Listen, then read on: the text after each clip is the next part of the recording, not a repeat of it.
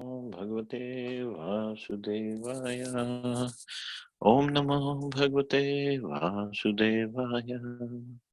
नारायणं नमस्कृत्य नरं चैव नरोत्तमं देवीं सरस्वतीं व्यासं ततो जयमुदीरयेत्।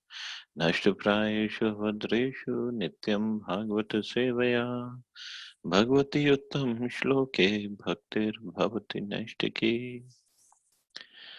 Sorry about yesterday's class. Somehow I got little tied up, so I couldn't take the class.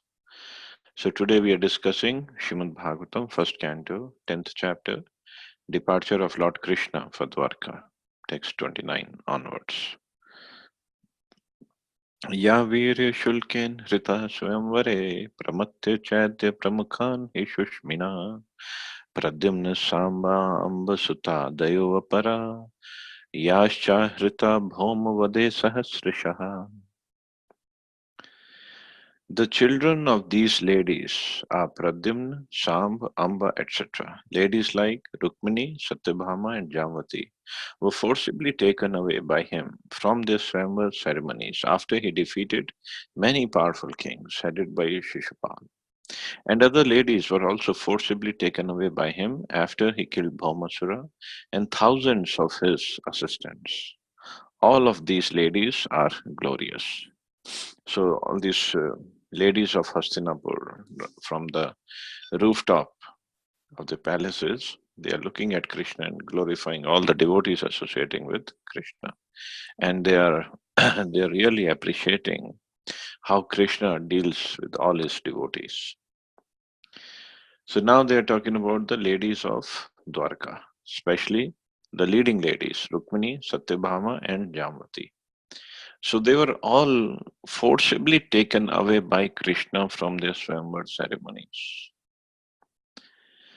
So if actually these days people like to see, um, because the movies that are being released these days, it basically has lots of fighting, lots of plotting, um, what else we on kidnapping, cheating, and whatever the plots. Love stories are there. So many things are there. So actually, Shrimad Bhagavatam has it all. And Bhagavatam are the main hero, Krishna.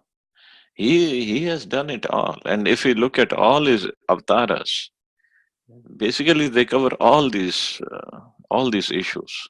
So if somebody really wants to go into all the details of the movies, he should read Bhagavatam. He will really enjoy it. Now look at how this shloka talks about how Krishna kidnapped these, at least the leading ladies. I mean, when we go to the 10th canto, we will read how Krishna married all 16,108 queens of Dwarka.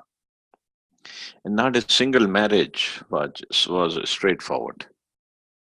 He doesn't like straightforward things somehow. It's all, some plot is there, some twist is there, and some fighting is there. And it literally he won these ladies in the fight, and then he married them. Of course, I mean, if you really look at it, all these ladies are his eternal wives from spiritual world. But here they are playing the parts of different queens and different princesses before marriage, and how Krishna married them off. Just like Rukmini. Rukmini was in Vidarbha Desh, and she is a daughter of Rukmi. She is a daughter of, uh, I'm forgetting her father's name, and her brother is Rukmi, and somehow Rukmi is friendly to Shishupal. But Rukmini, she heard about Krishna, who was living in Dwarka, from Narad Muni. Narad Muni can go to any place because Narad Muni is a saint, and nobody doubts his intentions of coming, and everybody loves and respects Narad Muni. So Rukmini heard about Krishna from Narad Muni. Narad Muni used to tell about all the glories of Krishna, how powerful he is, how beautiful he is, how loving he is. So Rukmini, just by hearing from Narad Muni, and because she heard it properly with full faith, she developed love and attachment for Krishna. So much so that she sent a letter through one of her Brahmins that to Krishna that I want to marry you. So the proposal came from Rukmini actually. And that is strange. But she is a Kshatriya girl, so it is mentioned it's okay. They can take this bold step. And she had written in the letter, of course, besides many other things, Bhagavatam later on 10th canto will tell in detail, that if you don't marry me, I'll commit suicide. I don't want to marry Shishupal. So Krishna, because now Krishna is Bhaktavatsal also, it's not like he wants 16,000 queens to satisfy his lusty desires. Because he loves his devotees, and one of his devotees, of course, Rukmini ji is from spiritual world, his eternal consort from spiritual world. But here, as a devotee, he had to go and protect his devotee. And especially when the devotee is saying, you please come and take me away from this place.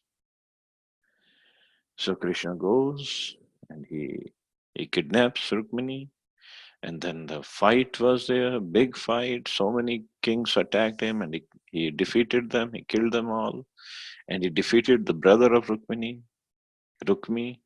And but since it was her brother, he didn't kill him, but he left him there.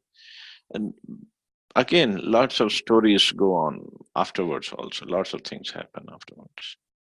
So Bhagavatam is full of all these twists. So if somebody really relishes those things, he should read Bhagavatam instead of watching these nonsense movies that we have these days. He'll really enjoy it. In the purport, Prabhupada's writing, exceptionally qualified daughters of powerful kings were allowed to make a choice of their own bridegroom in open competition, and such ceremonies were called swamvar, or personal selection of the bridegroom. Because the swamvar was an open competition between the rival and valiant princes, such princes were invited by the father of the princess, and usually there were regular fights between the invited princely order in a sporting spirit. But it so happened that sometimes the belligerent princes were killed in such marriage fighting, and the victorious prince was offered the trophy princess for whom so many princes died. So many times many princes, they used to get killed in these fightings at the time of marriage. Wow, we never heard of all this, right? In Kali Yuga, it doesn't happen. No such thing happens at all. There's only a fight after the marriage, not at the marriage. No, of course, it happens at the marriage. All the movies are based on this. Only girls like boy like girl, and somehow both the parents are up against it, and then there's so much of fighting goes on, and so much of drama and emotions. Bhagavatam has it all. It all started from Krishna. Since it is the origin is there, that's why it's here in this material world. Otherwise, there was no way it would have happened here. So we are in the right parampara if it is happening in our families also. Rukmini, the principal queen of Lord Krishna, was a daughter of King of Vidarbha who wished that his qualified and beautiful daughter be given away to Lord Krishna. Okay, yeah, the father wanted Rukmini to marry Krishna, but the eldest son, so some twist is always there. Somebody in the family doesn't like the boy, or somebody in the family doesn't like the girl. Somehow it's always there.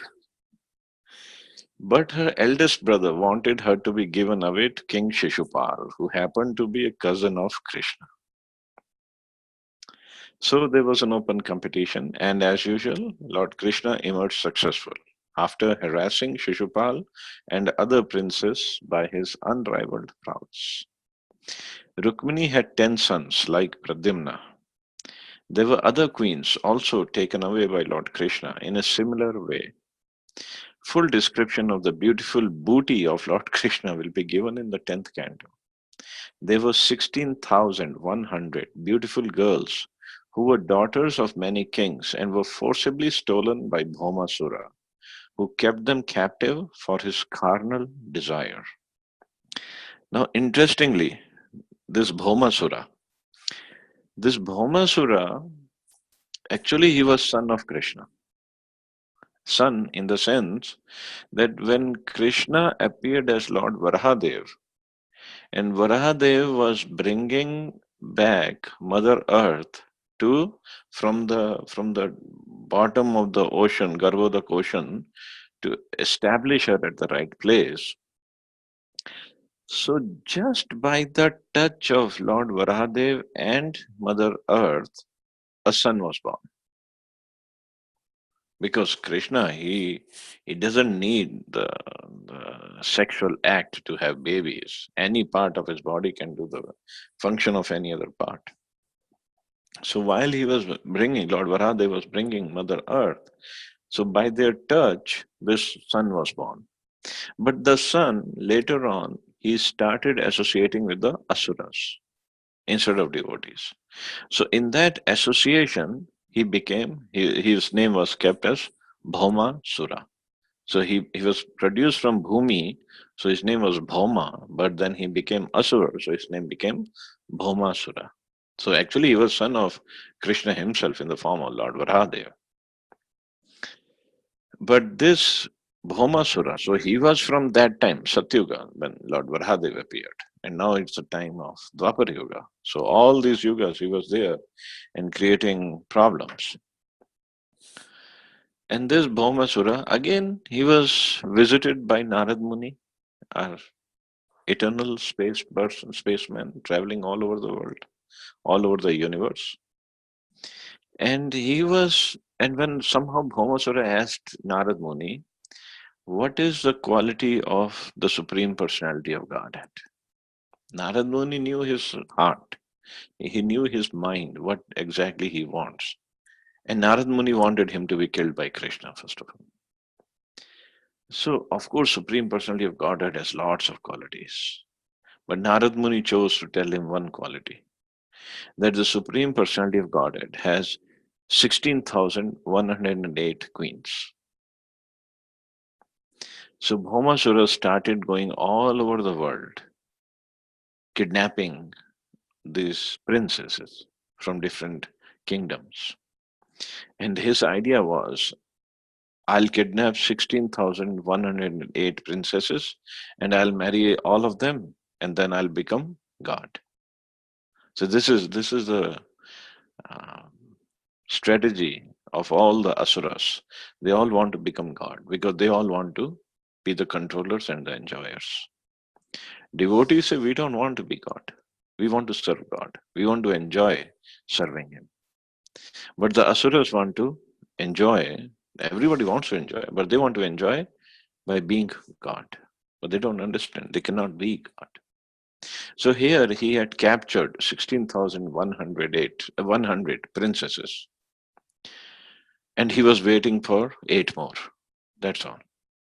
But obviously, Krishna knew this is what is happening, and he had to get rid of this asura. But since he was son of Mother Earth, so actually when he had become Asura, Krishna wanted to kill him at that time only. But Mother Earth approached him. She said, she pleaded to him because mother is always mother. Whether the son is a devotee or a demon, for mother, the son is like the most lovable object. And the son cannot do anything wrong for a mother because that's her heart, that's her love for the son. So she approached Krishna, Bhumi, and she asked Krishna to pardon Bhaumasura. But Krishna said, no, I have to kill him. Then Mother Earth asked him for one benediction. Okay, you kill him only after I give you permission. Only after Bhumi, Mother Earth, gives you permission to kill my son, then you can kill him. And Krishna said, okay. So here, when he had when he was going to go and kill Bhamasura. So he took on Garuda, he took Queen Satyabhama with him to the battlefield. Normally, nobody takes a queen to the battlefield, but he arranged the pastime like that. The Satyabhama had to go. Now, Satyabhama is an expansion of Mother Earth. So, when the fighting was going on, Krishna was outside the fort of Bhaumasura and he challenged Bhaumasura. Bhaumasura came out and he was so angry. He started shooting arrows and throwing all the spears at Krishna. And Krishna was dodging them all. And especially because Krishna was sitting on Garuda, Garuda was going here and there very at a great speed, very fast. And so Bhaumasura's weapons would not even reach Krishna. So Bhaumasura got angry, very angry at Garuda. So he shot an arrow at Garuda's wings. So the Garuda's wings cut down, and he can fight with Krishna. So when Garuda's wing was shot by the arrow, so somehow Garudaji, of course, Garudaji is very powerful. He cannot be disturbed by this arrow of Bhaumasura, but he showed little. Like when we fly in the plane, there's little turbulence, no? Then the whole plane kind of shakes. So Garudaji kind of shook his body. So Satyabhama and Krishna were sitting on Garudaji. And Satyabhama got angry. Look at this nonsense, Bhaumasura. He has the audacity of shooting arrow at Garudaji. Then she, out of her anger, she instructed Krishna, kill this rascal. So now Krishna had the green signal because Earth had taken this benediction that until I ask you to kill my son, you will not kill my son. So now Satyabhama had given him permission. Satyabhama had asked him to kill Bhaumasura. Then Krishna, he sent his Sudarshan Chakra and he killed Bhaumasura. Simple as that. So many things to be learned from this story. One is association has to be very perfect. Right association can make even a demon, it can make him a devotee. Just like Prahlad Maharaj, although he was born from a biggest demon, Hiranyakashipu, but he had the association of Narad Muni, so he became a devotee. And the bad association, even if you're son of Krishna, son of Supreme Personality of Godhead, one can become an asura by bad association. And then secondly, Krishna is always ready to protect his devotees. Always, always, always. These 16,100 princesses, see, later on it is written, next sentence, these girls prayed piteously to Lord Krishna for their deliverance, and the merciful Lord, called by their fervent prayers, released them all by fighting and killing Bhaumasura. So all these young princesses, 16,100, they prayed to Krishna while they were in the captivity, to pray to Krishna to come and deliver them, to help them. And when Krishna entered that prison house, after killing Bhaumasura, so all these girls, when they saw Krishna, they pleaded to him that because we were held captive by Bhaumasura for so many years, we cannot go back to our kingdoms and even see our parents and prove our chastity because nobody will believe us. So now we have only two options. Either you marry us or we will commit suicide. Now Krishna, as being Krishna, he had to marry them off. He had to marry all of them and satisfy them and keep them as his wonderful queens in Dwarka because he could not see his devotees committing suicide. So this is one thing is very wrongly pictured by people When they say, oh, Krishna was a lusty person, that's why he married 16,108 queens. So it wasn't out of lust that he married them. It was because he is a supreme lord and he has to protect his devotees. He has to fulfill the desires of his devotees. So he did all this. All these captive princesses were then accepted by the Lord as his wives, although in the estimation of society, they were all fallen girls. So this estimation of society, this society estimation is works in a very different way, I guess. Because these girls were kidnapped by Bhaumasura, society said, okay, they're all fallen gods. So they, in the regular society, they could not be even welcomed back in the society. What kind of society is that? But this is what the mindset is. Well, I hope not anymore. The all powerful Lord Krishna accepted the humble prayers of these girls and married them with the adoration of queens. So, altogether, Lord Krishna had 16,108 queens at Dwarka, and in each of them he begot 10 children. Actually, he begot 11. So, there were 10 sons and one daughter from each and every of these queens. And in further, every son of Krishna, like 10 sons from every queen. So all these sons, in further, they had 10 sons and one daughter from their wives. So we can imagine how big a family Krishna had in Dwarka. All these children grew up and each had as many children as the father. The aggregate of the family numbered 10 million. And this was just the family members of Krishna. And when we read in the 10th canto, there are more details given about Dwarka. So every queen had a separate palace, 16,108 palaces, and huge palaces. It wasn't like 2 BHK or something like that in a multi-storied apartment complex. No, it was 16,108 huge palaces in Dwarka.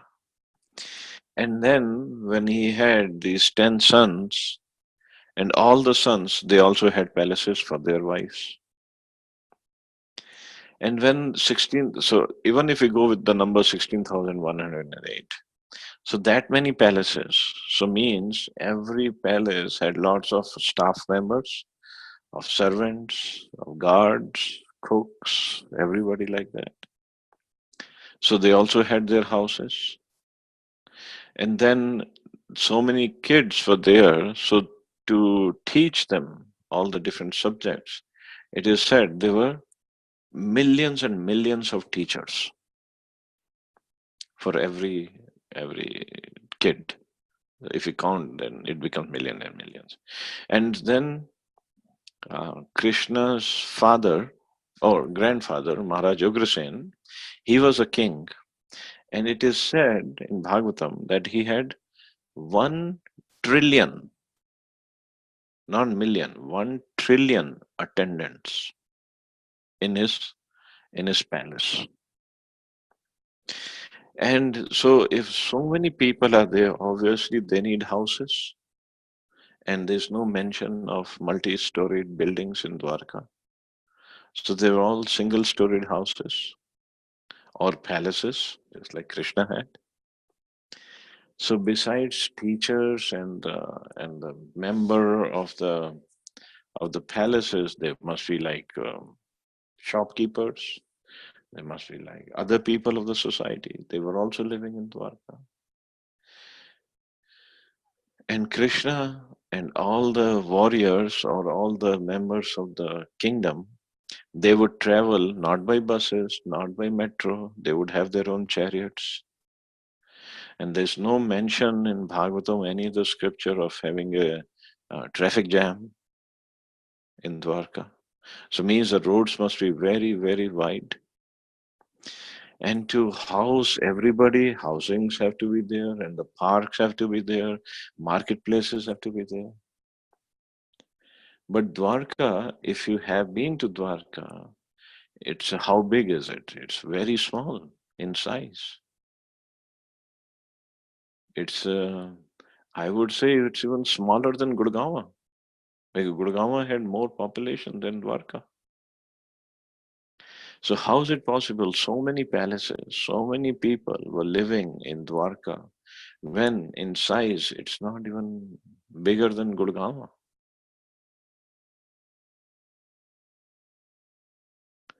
So it's explained that if Krishna wants, he can fit this whole population of earth on just the tip of his thumb. It's not a big deal for him.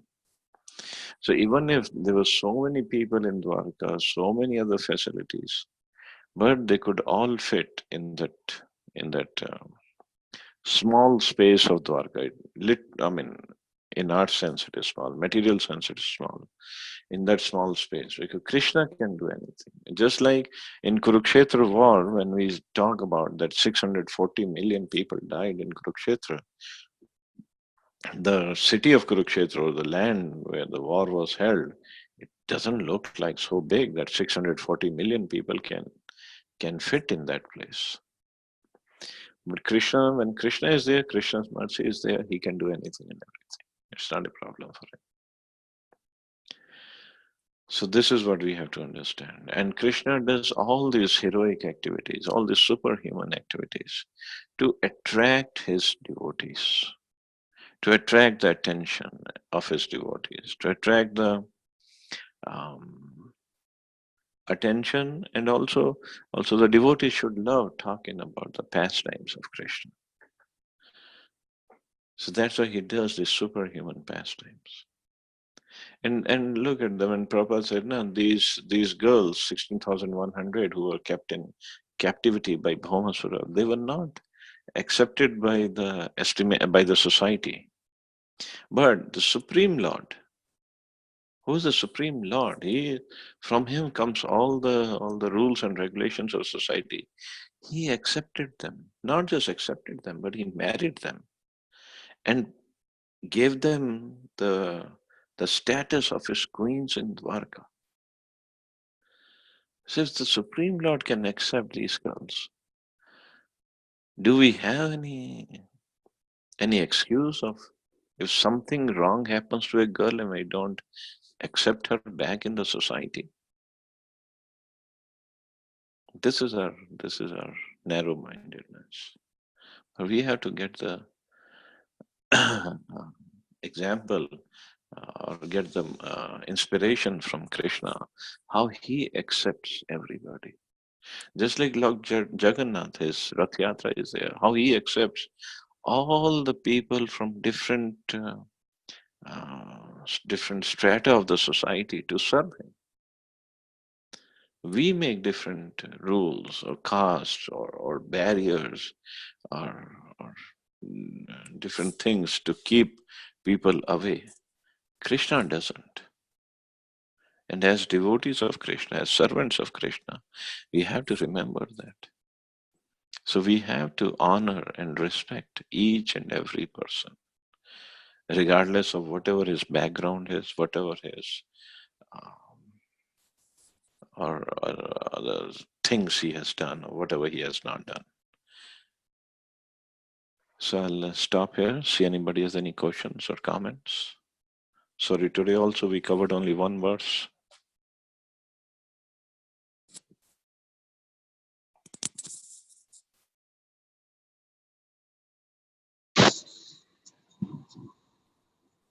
Hare Krishna, Archana Mata.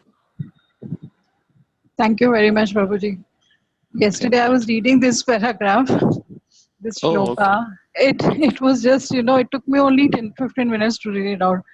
But today it was like, thanks a lot. You were giving me such a detailed and didn't know any story behind it.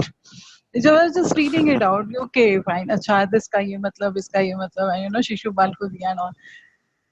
I think if given the time, you can say about half an hour more about this paragraph. I think there's so much detail.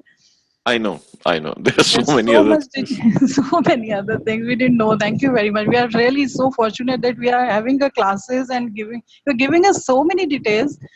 Never could imagine that, it's such a small paragraph has so many story related to it.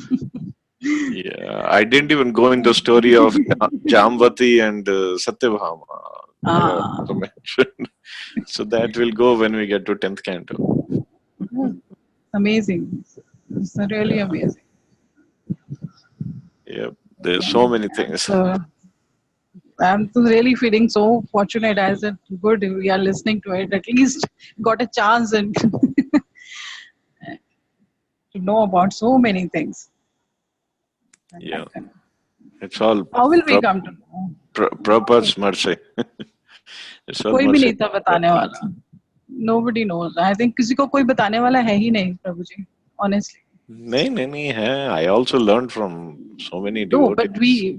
we got an association. That is why we are here and we are we are listening and श्रवण सब कुछ हो रहा है. But the people around us they hardly हम भी ऐसे ही थे कुछ भी पता नहीं. We started and now we are realizing it that okay there's so much to know except the books. Yeah, it's all mercy of Radha Prabhu. And we can see him. Yes, He's on yes. his way to take darshan of Neela Madhav. Okay. Okay. He's in the taxi going right now to Neelam. Okay. Okay. Okay. Jai So, Jagannath. Jai Jagannath. So Prabhuji, you have to bring the mercy back from Neela Madhav. Yes. Yes, for all of us. Yes. Gives us such a good feeling. Yeah. Yeah. Very nice.